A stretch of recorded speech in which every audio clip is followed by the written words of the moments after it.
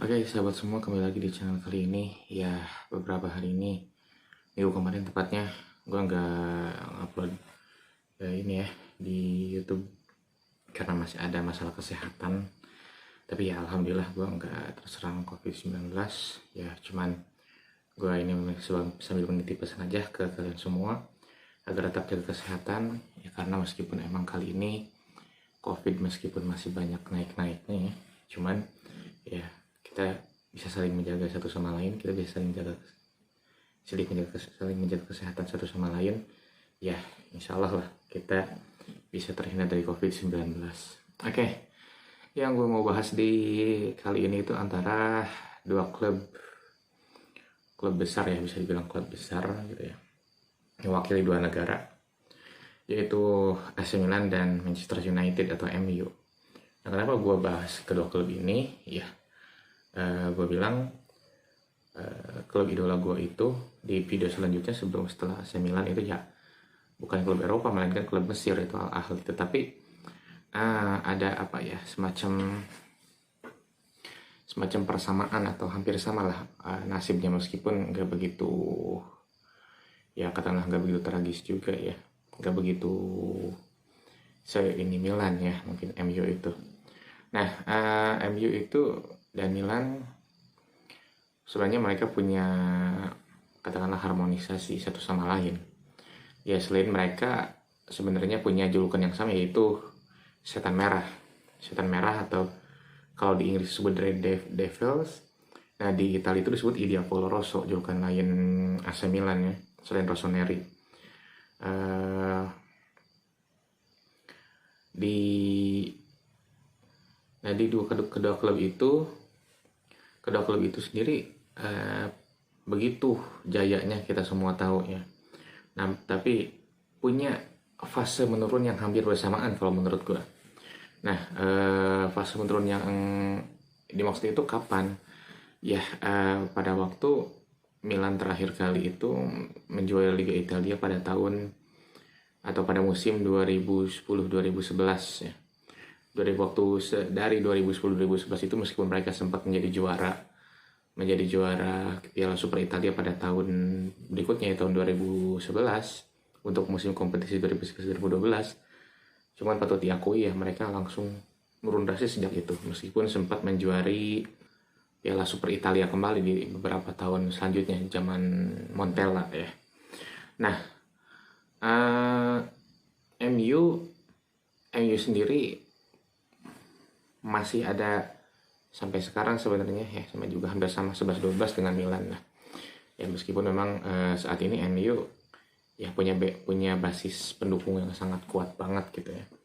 Nah, MU punya fase menurun juga yang benar-benar menurun sejak Sir Alex Ferguson itu pensiun pada tahun 2013 gitu ya. Dan sebenarnya hampir mirip juga.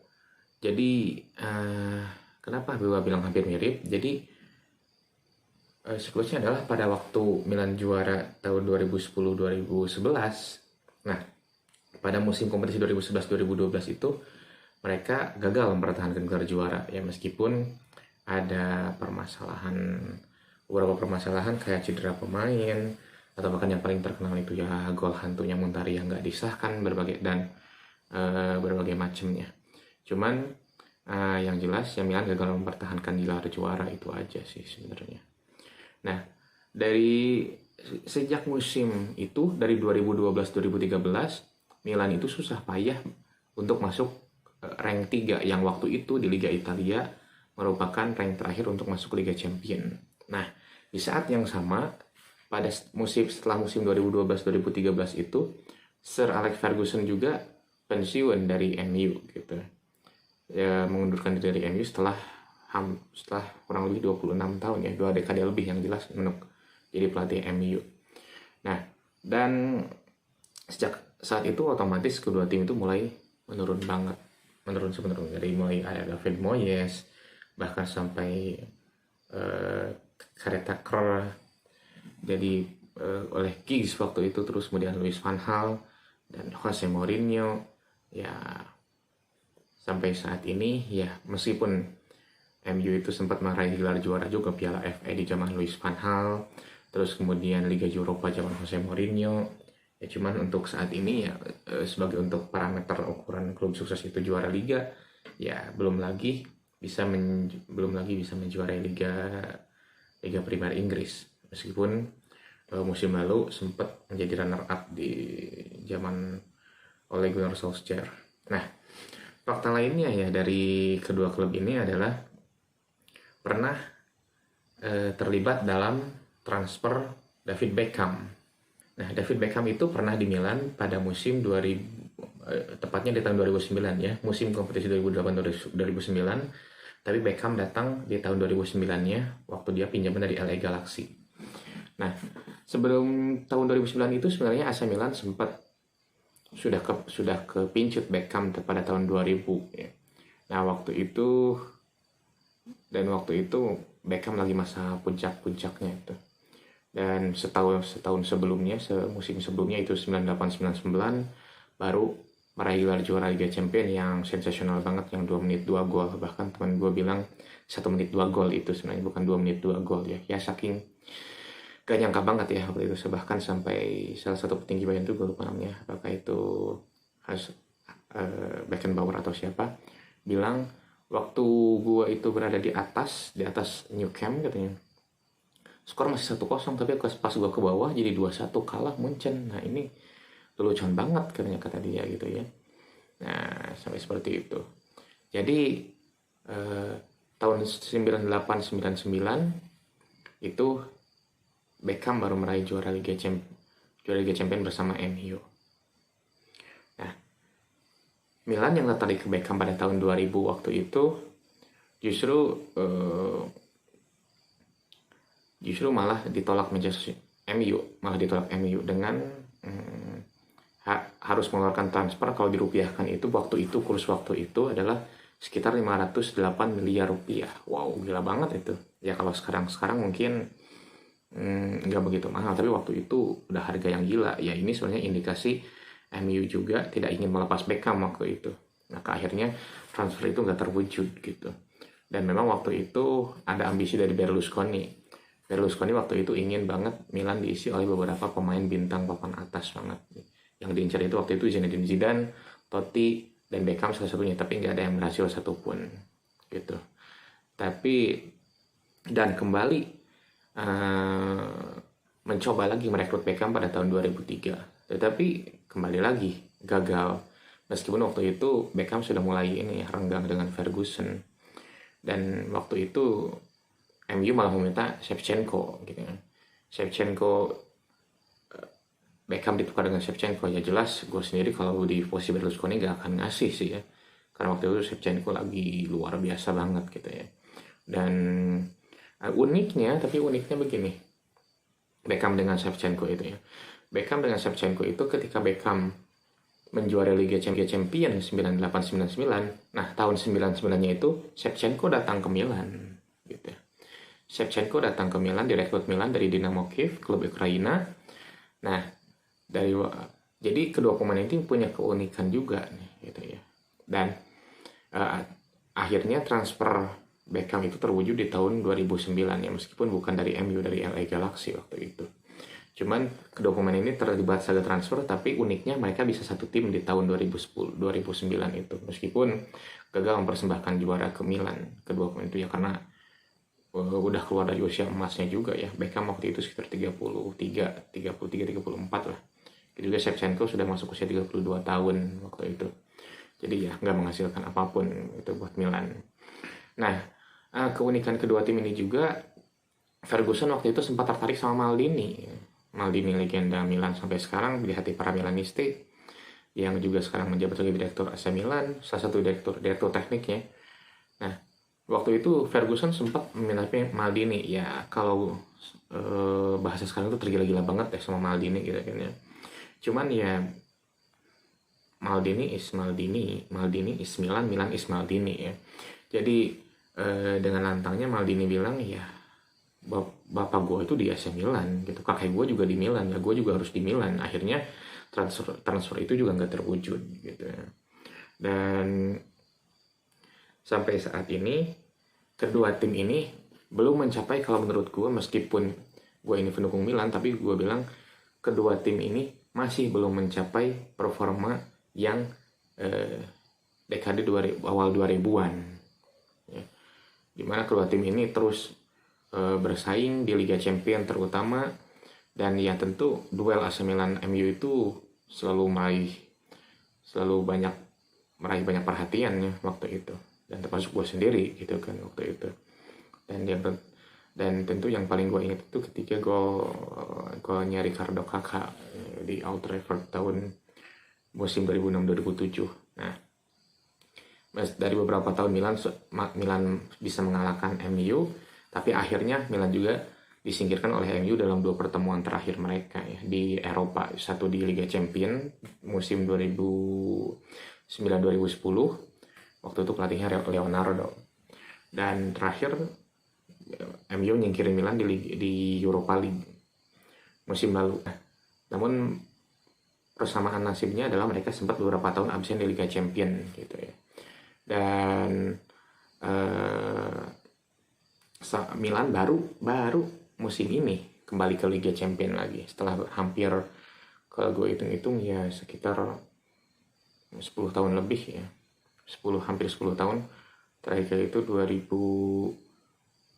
2013-2014 terakhir kali di Liga Champions, 2014 lah terakhir berarti mungkin ya, baru kembali lagi di tahun 2021 ini gitu kan ya. Jadi ya hampir 7 atau 8 tahun lah ya, hampir satu dekade ini absen di Liga Champions gitu ya, hampir satu dekade di Liga Champions. Cuma MU baru meraih lagi ke Liga Champions, kalau gua nggak salah itu di zamannya Van Gaal ya, baru meraih ke Liga Champions. Sempat lagi nggak masuk Liga Champions zaman Jose Mourinho, ke Liga Champions lagi lewat jalur piala juara Liga Eropa, dan sampai saat ini masih berada di Liga Champions gitu.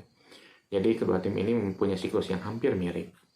Nah, kalau gue menelaah dari kedua klub ini, penyebab menurunnya itu memiliki faktor yang beda-beda gitu ya. Milan ya kita mungkin hampir sepakat pada waktu itu Berlusconi tidak ingin menggelontorkan banyak uang dengan alasan terlilit hutang dan lain macam-macamnya. Jadi mereka akan mendatangkan pemain bintang sebagaimana musim-musim sebelumnya, bahkan malah terpaksa ngejual Ibra dan Thiago Silva ke PSG waktu itu. PSG waktu itu baru mulai raja mereka lah gitu, baru mulai naik-naiknya mereka gitu. Nah, lalu sejak saat itu menurun abis Milan itu, dan MU mulai menurun pada saat Sir Alex Ferguson mulai pensiun. Nah, kalau menurut gua, jadi kedua tim ini gimana ya, telat regenerasi. Maksudnya telat regenerasi ini telat mempersiapkan bagaimana ketika mereka punya situasi yang seperti demikian gitu ya. Contoh misalkan Milan tidak mempersiapkan keadaan bagaimana apabila Ibra dan Thiago Silva hengkang dan tidak menyesuaikan, bagaimana mereka itu tetap menjadi tim yang kompetitif dengan dana yang ada gitu ya. Yang tentu itu bukan hal yang mudah justru tentu ya. Tentu pasti itu bukan hal yang mudah buat Berlusconi waktu itu ya. Sampai akhirnya Milan dijual, sampai hari ini kepemilikan jatuh ke tangan Elliott gitu ya. Dan ini sudah proses yang benar. Kemarin ya sempat, kalau bahasa gue itu cacat proses ya. Cacat proses itu maksudnya ketika di Lyon langsung beli 11 pemain sekaligus dan nggak dapat apa-apa juga gitu ya. Akhirnya harus kembali lagi dari nol, dan akhirnya progresnya muncul sekarang. Jadi ya kedua tim ini tidak sempat memikirkan bagaimana proyeksi jangka panjang mereka dengan situasi yang saat itu mereka hadapi gitu ya. Milan dengan kesulitan finansialnya, tapi tidak seolah-olah tidak ada niatan menjadi tim yang kompetitif, bahkan, dan MU ya bisa dikatakan kalau bahasa sekarang sulit move on ya dari Ferguson, meskipun ya masanya memang sudah waktunya pada waktu itu pensiun ya. Namun MU yang sekarang bukan MU yang dulu. Kalau gue baca itu kan Ferguson dulu butuh waktu 3 tahun untuk bisa meramu MU kayak sekarang, kayak jayanya dia gitu. Tapi sekarang ya mau tidak mau harus berpikir cepat, tidak ada lagi proses seperti waktu itu. Meskipun Ole Gunnar Solskjaer cukup lama juga dia memimpin MU ya. Jadi kedua tim ini gue bilang telat memikirkan proyeksi mereka, dan itu terbukti ya. MU juga sorry to say belum punya filosofi yang pasti gitu ya dalam permainan mereka, sehingga akhirnya di hari ini mereka itu memberikan tugas itu pada Rangnick gitu.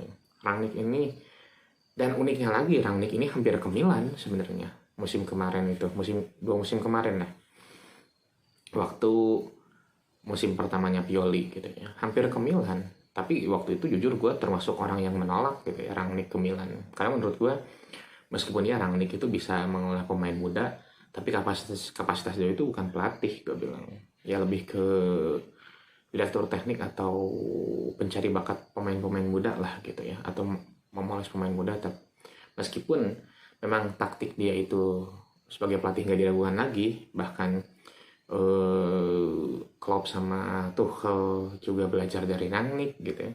Bahkan ketika Rangnick ke MU itu kemarin itu ramai banget media di mana-mana ngomongin Rangnick ke MU, Rangnick ke MU bakal gini. Ya karena memang Rangnick itu orang yang luar biasa juga. Hanya mungkin ada situasi yang belum bisa dihadapi Rangnick juga di MU saat ini, sehingga akhirnya masih seperti sekarang. Dan gue juga waktu itu Rangnick ke Milan, gue termasuk orang yang menolak juga gitu ya. Nah inilah fakta-fakta kedua tim ini yang sangat menarik kalau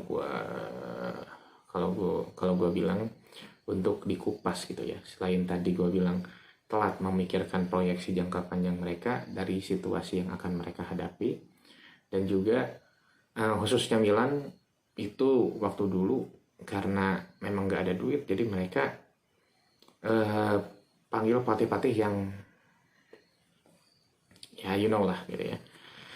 Seperti malah gue nggak habis pikir ketika itu Milan malah memecat Allegri dengan mengganti dengan Seedorf gitu ya. Lalu kemudian Inzaghi datang gitu ya, yang kapasitasnya kedua. Seedorf, Inzaghi meskipun mereka legenda, tetapi ya untuk pelatih mereka belum sampai ke situ lah. Ada lagi Mihailovic itu dari beberapa catatannya dari klub itu pasti selalu dipecat ya gitu ya. Dan kemudian muncul Brocchi lagi gitu kan, dan akhirnya Montella bisa memperbaiki, tetapi karena salah taktik dalam merekrut pemain, akhirnya Montella juga yang jadi korban, dan bahkan sampai saat ini masih menjalani proses itu. Dan khusus untuk MU di jalan Rangnick ini, meskipun memang ya masih seperti sekarang ya, cuman kan kita cari juga bahwa kalau nggak gue salah nyatet berita itu, Rangnick hanya sampai 6 bulan ya, dan kemudian dia bakal jadi direktur teknik dan nanti bakal datang pelatih baru. Jadi artinya tugas Rangnick itu di MU itu ya dia cuma menanamkan filosofi gimana sih bermain yang tetap buat MU itu, yang pas buat MU itu gitu kan ya.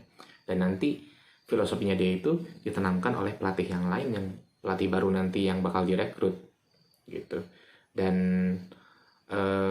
dia nanti menjadi direktur teknik bakal kembali lagi, gue bilang, ke era Ferguson dulu, dimana Ferguson dulu itu kan lebih senang main dari akademi sendiri atau pemain muda daripada membeli pemain yang harganya ratusan juta, gila itu. Meskipun satu pemain muda bisa dihargai mahal banget, tetapi hasilnya ya kita tahu sekarang, Cristiano Ronaldo, Wayne Rooney, yaitu merupakan operasi yang sukses Fergie dulu. Meskipun ada 1-2 yang gagal, namanya juga manusia lah, nggak semuanya sempurna gitu ya. Nah, jadi ya kita harapin kedua tim ini, terutama Milan, bisa kembali lagi ke top perform mereka di awal tahun 2000-an. Dan kalau gue ngebahas MU, kalau gue bilang ngedukung MU, enggak juga sih ya sebenarnya. Cuman ya gue tetap respect ke MU gitu ya. Meskipun kalau misalkan MU lawan City, gue selalu milih Man City gitu. Meskipun gue juga pernah sama temen gue nonton bareng derby Manchester, ya gue berada di barisan pendukung MU karena temen gue pendukung MU ya. Bagi gue nggak ada masalah karena gue juga bukan pendukung City gitu ya. Cuman kalau mau milih juga antara kedua tim ini bertanding, gue selalu memegang City gitu. Oke, seperti itu dulu yang bisa gue yang bisa gue persembahkan buat kalian. Mudah-mudahan ada manfaatnya. See you.